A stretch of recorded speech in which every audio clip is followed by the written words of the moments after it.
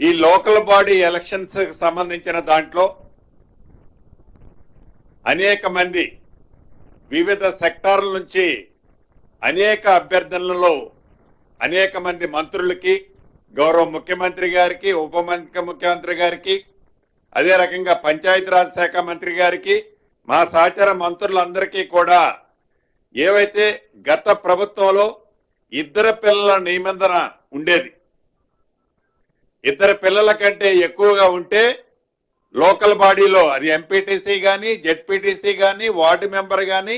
సర్పంచ్ గాని నిలబడే అర్హత ఉండేది కాదు ఆనాటి ప్రభుత్వం చేసిన చట్టం వల్ల.